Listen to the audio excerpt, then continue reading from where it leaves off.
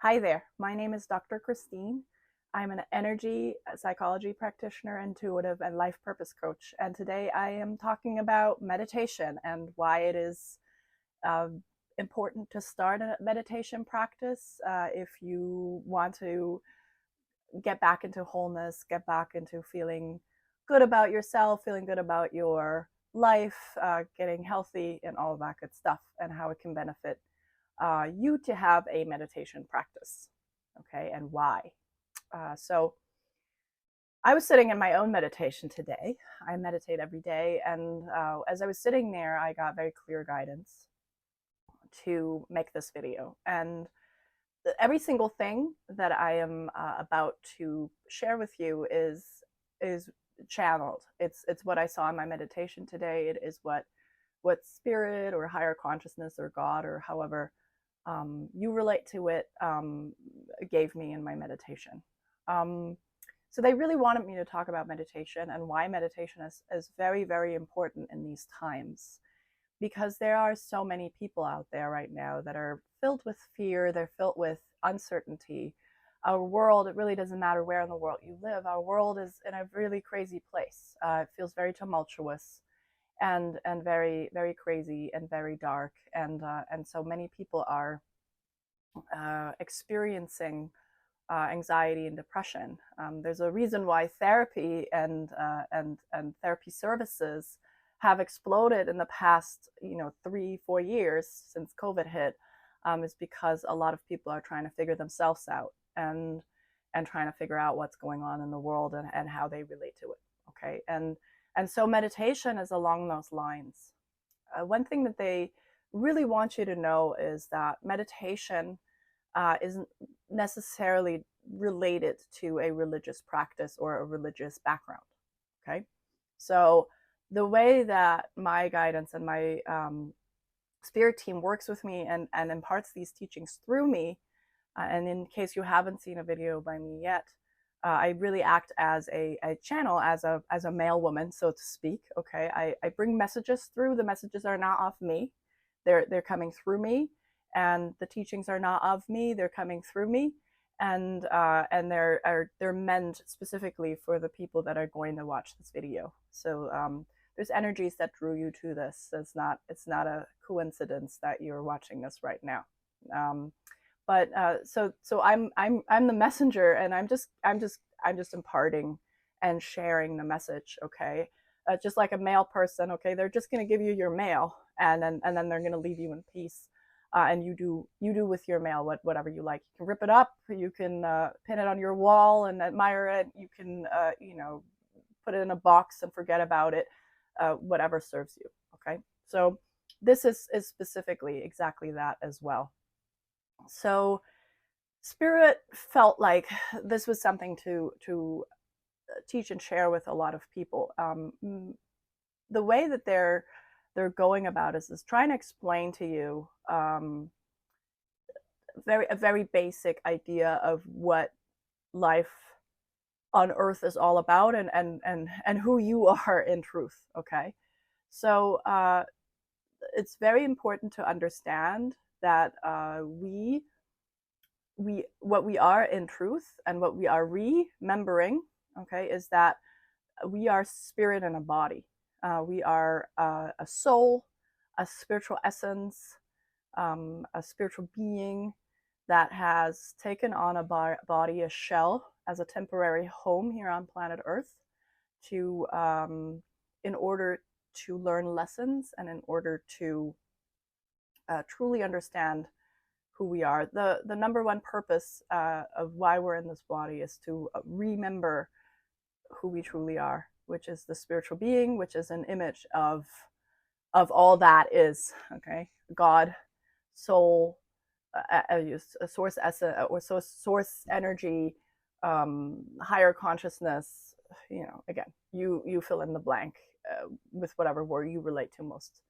And so that's how meditation comes into. Okay, it's actually a consciousness raising personal growth tool that is non-denominational, meaning it is not related to one specific religion or religious background or religious tool.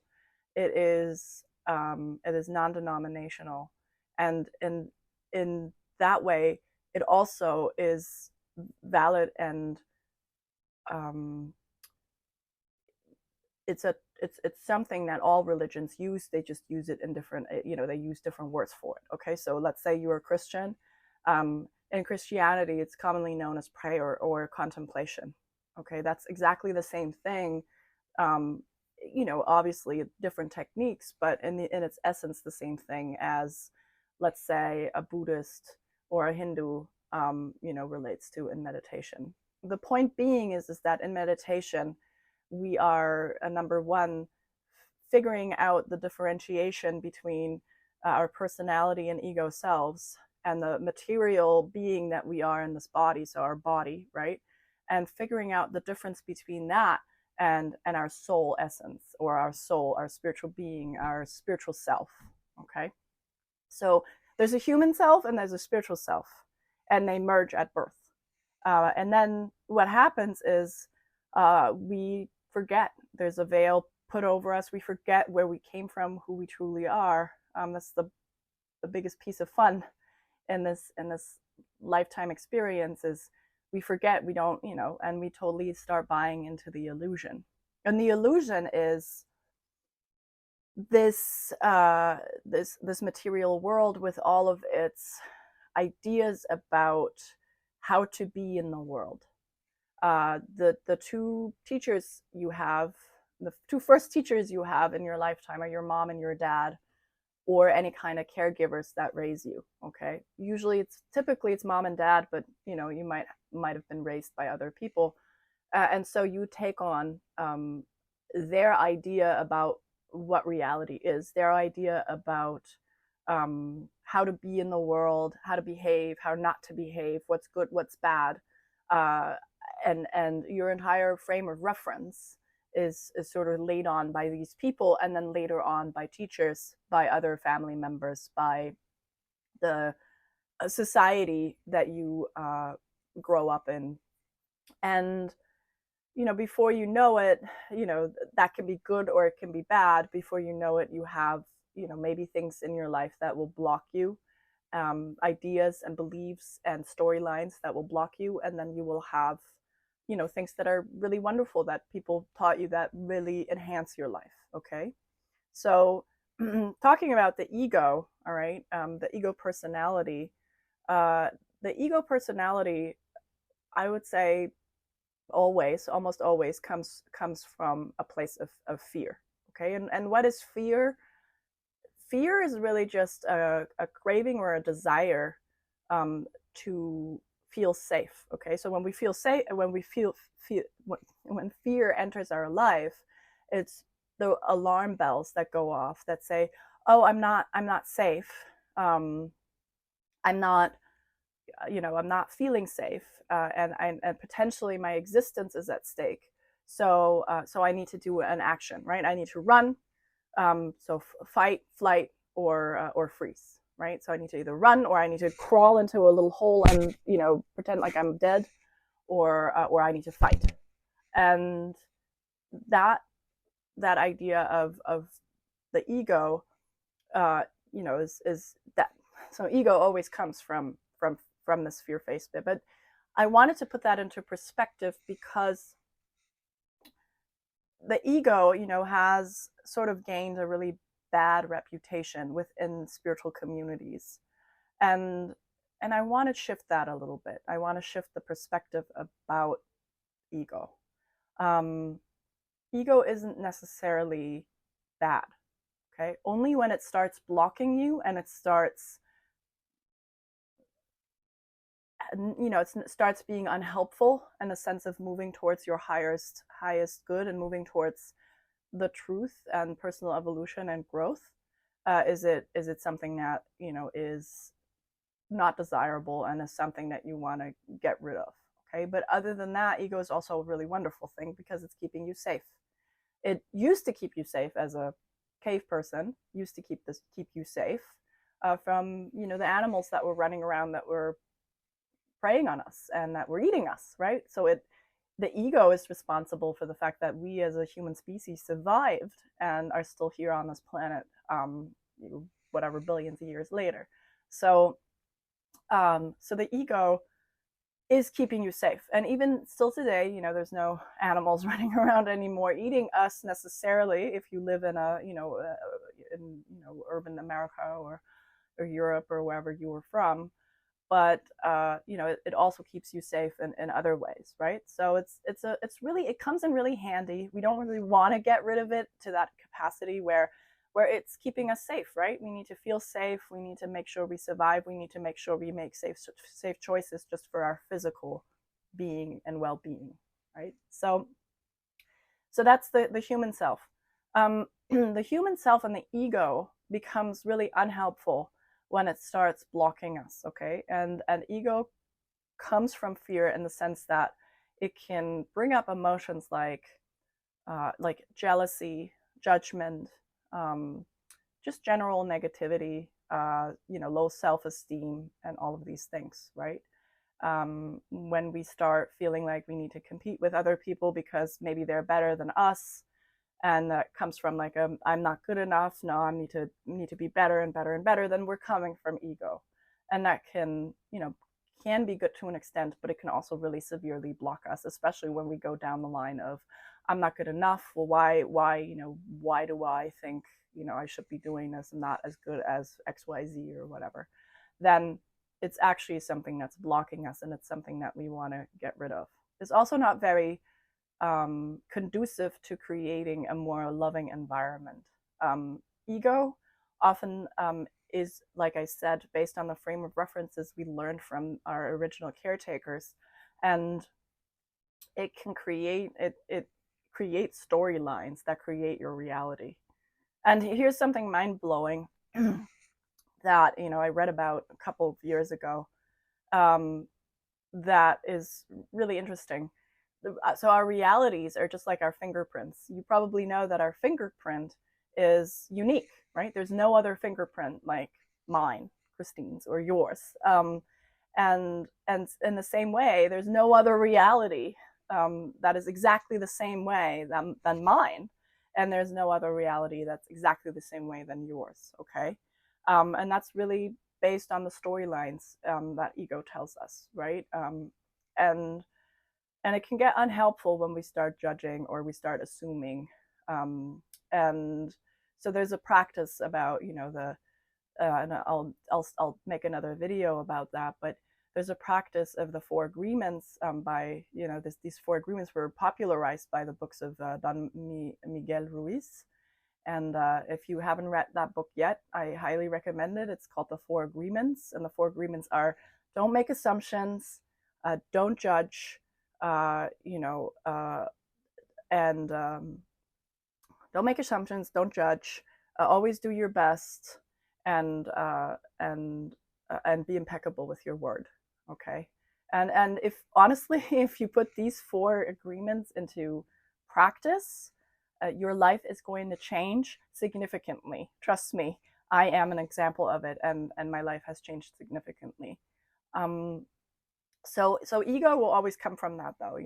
We'll make storylines up. We'll assume that people mean this or mean that. That we will make assumptions, and based on that, we will judge people, and then we're down the rabbit hole of fear and of judgment and of us versus them. And we have enough of that in the world right now, right? I mean, we live in a polarized world like it's never been polarized before, and I think there's a reason for it. I think that we are all meant to learn and shift out of it.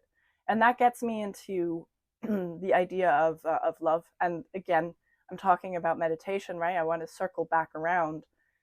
When we sit in meditation, the true point and purpose, and why I highly recommend, if you don't have a practice yet, you start, and if you have a practice, you ramp it up, is the idea of shifting away from and recognizing when we are in our ego state and when the storylines start churning in our heads, and it's just a salad of thoughts and feelings and emotions that might not be helpful and might be blocking you. And then being able to shift from that fearful place of judgments and and ideas about people and ourselves to a place of our spiritual self, our truth, our our true nature, which is our soul, right? So when we meditate, we want to tap into our soul, and we want to tap into that truth, right? And that truth is just a blissful place to be. It's ever loving, it's ever peaceful. It's just a really good place to be in. And when we use that as our root, and when we use that as our soil to come from, right, throughout our day, we can give people the benefit of the doubt. We can be a little bit more compassionate, and we can parent our kids more compassionately. We can be more compassionate with ourselves, right? And in general, just be a beacon of light and inspire other people to do the same thing. And hopefully at some point each individual has shifted in that way, that then we become a mighty mass of people, and we tip that 1% point, and this earth will be tipped into that direction. Okay, so that's really where we're at, and that's what all these teachings are all about, is we want to shift from fear and into love, and meditation is a wonderful tool to do that. Okay, when you meditate more regularly, you're going to start noticing your storylines. You're going to start noticing when you're coming from that ego place, and then you're also going to be able to notice when you've tapped into that magical spirit place. That's also the place where intuition lives, and where the guidance from the other side comes from, and where we really truly connect with God. And each and every one of us connects with God every day. We just often tend to either ignore it or not really hear it, because the ego mind storyline is pretty loud. It's pretty loud in most of people's heads. And so meditation can help us shift into learning how to recognize that divine voice within ourselves that's guiding us all every day. It's really going into relationship with that, and into relationship with divine unconditional love, and becoming more of that versus and less of that judgmental fear-based place. So let me see if there's anything else here. No, they said ditch the storyline. Ditch the storyline, and work on shifting into that loving place more and more. Not only is it going to heal your life in wonderful ways, where you're going to see an increase in health and life force in your own body, and in consequence also in your relationships, but it's also going to get us to a more unified place on planet Earth, which is really where we're headed, and where we're all called to be. Okay, and so that's all I have for you. I will be making more videos along those lines. So if you're interested in these topics, if you think that somebody else can benefit from it, number one, please share these videos. Number two, subscribe to my channel, and and follow me. And if you're interested in learning a little bit more about me, I will be putting some things in the box below here, so you can learn more about me and who I am. And I thank you for chiming in and listening, and keeping an open mind and an open heart. All right, be well.